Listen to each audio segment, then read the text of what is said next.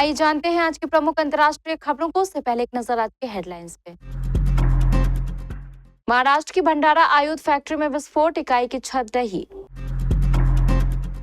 अनंत सिंह भेजे गए बेऊर जेल, आखिर क्या है कहानी। फिर जेई बंद होने से छात्रों में गुस्सा, 2000 करोड़ रुपए की धोखाधड़ी का आरोप। आप एमएलए अमानतुल्लाह खान का बेटा दिल्ली पुलिस के हत्थे कैसे चढ़ा, इनसाइड स्टोरी। मंत्रियों को सौंपी दो सीट की जिम्मेदारी, बनाए क्लस्टर। माला बेचने वाली लड़की को मिला फिल्म का ऑफर, बनेगी रिटायर्ड आर्मी ऑफिसर की बेटी। ट्रंप से बातचीत का बेसब्री से इंतजार कर रहे पुतिन, अमेरिकी राष्ट्रपति के ऑफर पर रूस का आया बयान। गाजा की सुरंगों से 15 महीने बाद निकले हमास के आतंकी, फिर जमाया कब्जा। बिग बॉस 18 के विनर करणवीर बोले, वो शो में आती तो मैं चला जाता, आखिर किसकी कर रहे थे बात। और शार्दुल ठाकुर ने ठोका शतक, पर क्या टल गया मुंबई पर मंडरा रहा खतरा। महाराष्ट्र के भंडारा जिले में शुक्रवार को सुबह एक आयुध फैक्ट्री में विस्फोट हो गया। हादसे में 8 लोगों की मौत हो गई, जबकि 7 को गंभीर अवस्था में अस्पताल में भर्ती कराया गया है। मुख्यमंत्री देवेंद्र फडणवीस ने कहा कि प्रारंभिक जानकारी के अनुसार आयुध फैक्ट्री में विस्फोट के कारण एक इकाई की छत गिरने से कई श्रमिक फंस गए। उन्होंने विस्फोट में जान गंवाने वालों के लिए भी शोक व्यक्त किया। केंद्रीय मंत्री नितिन गडकरी ने कहा कि भंडारा में आयुध फैक्ट्री में बड़ा विस्फोट हुआ है। प्रारंभिक जानकारी के अनुसार इस घटना में 8 लोगों की मौत हो गई है और 7 लोग घायल हो गए हैं। गडकरी ने जान गंवाने वालों को 1 मिनट का मौन रखकर श्रद्धांजलि दी। रक्षा मंत्री राजनाथ सिंह ने ट्वीट किया कि घटना के बारे में जानकर बहुत दुख हुआ। बचाव दल घटनास्थल पर तैनात, प्रभावित लोगों को सहायता प्रदान करने के लिए सभी प्रयास किए जा रहे हैं। रक्षा प्रवक्ता ने बताया कि घटनास्थल पर जीवित बचे लोगों के लिए बचाव और चिकित्सा दल तैनात किए गए हैं। मोकामा के पूर्व विधायक और बाहुबली नेता अनंत सिंह ने बाढ़ अनुमंडल न्यायालय में सरेंडर कर दिया है। यहां से उन्हें बेऊर जेल भेज दिया गया है। कोर्ट के बाहर भारी संख्या में पुलिस बल मौजूद है। वहीं इस मामले पर बाढ़ के एसपी राकेश सिंह का बयान भी सामने आया है। एएसपी राकेश सिंह ने कहा कि कल से पुलिस की कार्रवाई शुरू हो गई थी। पुलिस इस मामले में सबूत खंगाल रही थी। पुलिस के दबाव में अनंत सिंह ने सरेंडर किया, उन्हें बेऊर जेल भेजा जा रहा है। वहीं इस मामले पर अनंत सिंह का भी बयान सामने आया है। अनंत सिंह ने कहा है कि सरकार के नियम का हर किसी को पालन करना होता है। हमारे खिलाफ एफआईआर की गई तो हमने सरेंडर कर दिया, अब हम जेल जा रहे हैं। नोएडा और देश भर में छात्रों और उनके अभिभावकों को बुधवार को एक चौंकाने वाली खबर मिली, जब फीड जेई संस्थान ने अचानक एक मेल भेजकर घोषणा की कि वह अब आकाश संस्थान में मर्ज हो गया है। इस घोषणा ने हजारों छात्रों और उनके परिवारों को गहरी चिंता में डाल दिया है।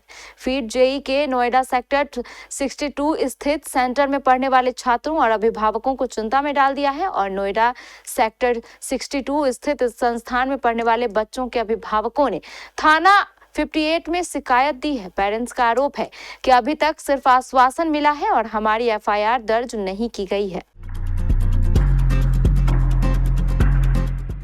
दिल्ली पुलिस ने गश्त के दौरान बुलेट पर सवार 2 लड़कों को रॉन्ग साइड बाइक चलाने के लिए रोका।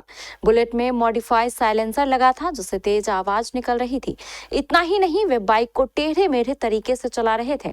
पुलिस के अनुसार जामिया नगर के एएसआई और एसएचओ अपने स्टाफ के साथ गश्त कर रहे थे। पुलिस का कहना है, जब वे गश्त के दौरान बाटला हाउस में नफीस रोड पहुंचे तो बुलेट पर सवार 2 लड़के रॉन्ग साइड आते दिखे। वे बुलेट के मॉडिफाइड साइलेंसर से तेज आवाज निकाल रहे थे। इतना ही नहीं, वे बाइक को टेढ़े मेढ़े तरीके से चला रहे थे। पुलिस ने उन्हें रोका और उनसे लाइसेंस और आरसी मांगी, लेकिन वे नहीं दिखा पाए। पुलिस के अनुसार पूछताछ में बाइक चला रहे लड़के ने खुद को आम आदमी पार्टी के विधायक अमानतुल्लाह खान का बेटा बताया और कहा कि आप चालान कैसे काट सकते हैं।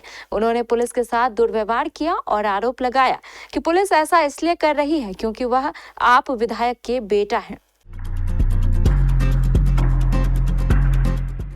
केंद्र प्रशासित प्रदेश दिल्ली की सत्ता से साल 1998 से ही बाहर चल रही भारतीय जनता पार्टी का जोर इस बार माइक्रो मैनेजमेंट पर है। पार्टी ने व्यापक रणनीति बनाई है और दिल्ली चुनाव में हर सीट पर पिछली बार के मुकाबले अधिक वोट पाने का लक्ष्य निर्धारित किया है।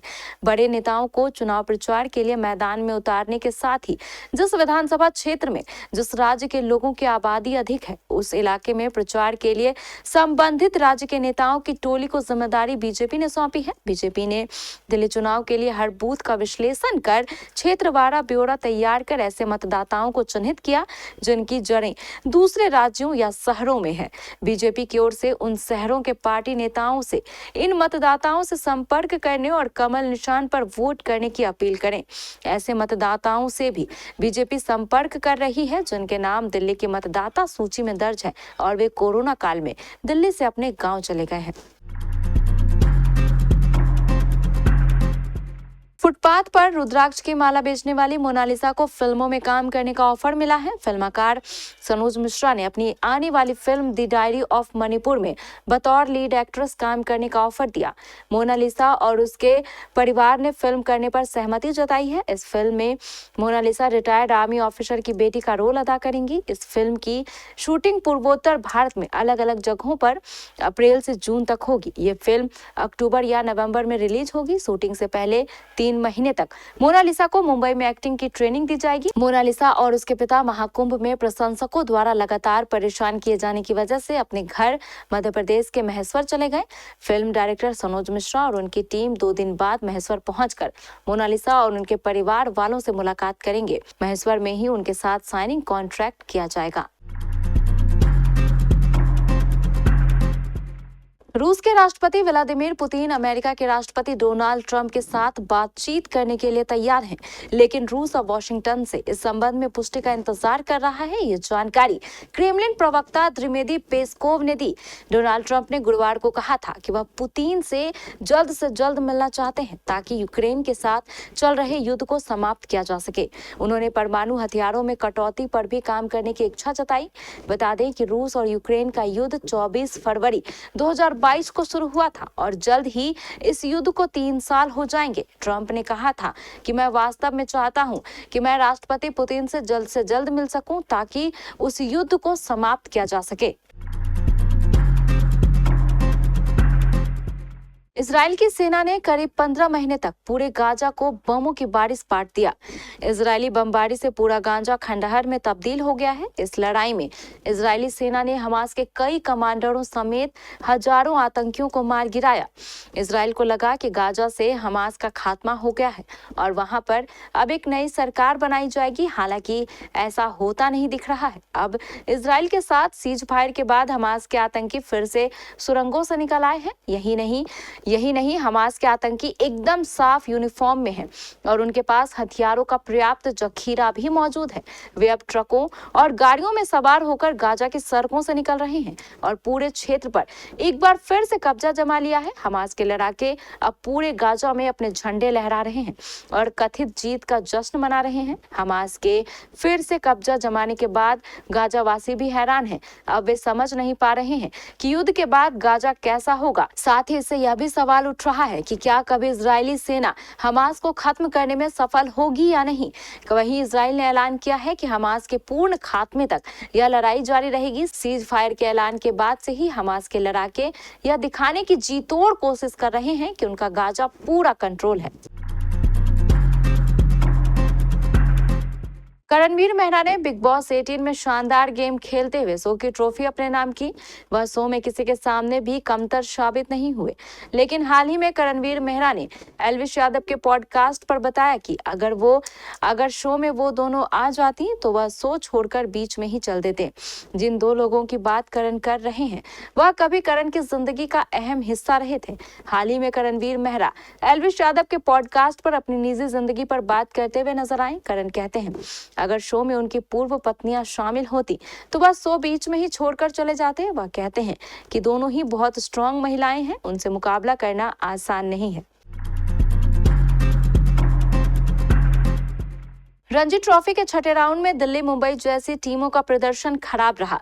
दिल्ली की टीम तो दूसरे ही दिन हार गई। मुंबई पर भी हार का खतरा मंडरा रहा था, जिसे शार्दुल ठाकुर ने शतक लगाकर कुछ हद तक टाल दिया है। हालांकि अगर उसे जम्मू कश्मीर के खिलाफ उलटफेर से बचना है तो तीसरे दिन अच्छी गेंदबाजी करनी होगी। टीमों के इतर खिलाड़ियों की बात करें तो रोहित शर्मा, यशस्वी जायसवाल, ऋषभ पंत जैसे दिग्गज लगातार दूसरे दिन फैल रहे हैं। ये तीनों मैच के पहले दिन यानी गुरुवार को 10 रन का आंकड़ा भी नहीं छू सके थे। मैच के दूसरे दिन यानी शुक्रवार को इन तीनों ने अच्छी शुरुआत की, लेकिन उसे भुला नहीं सके। रोहित शर्मा 28, यशस्वी जायसवाल 26 और ऋषभ पंत 17 रन बनाकर आउट हुए। छठे राउंड में हार झेलने वाली पहली टीम दिल्ली रही। उसे ऋषभ पंत की वापसी का कोई फायदा नहीं मिला। रणजी ट्रॉफी का छठा राउंड शुरू होने से पहले रोहित शर्मा सबसे अधिक चर्चा में थे। वे 10 साल बाद रणजी मैच खेल रही हैं। साल 2015 में उन्होंने जब आखिरी बार रणजी मैच खेला था तब शतक लगाया था। इस बार भी फैंस उनसे बड़ी पारी की उम्मीद कर रहे हैं, लेकिन वे दोनों ही पारियों में नाकाम रहे।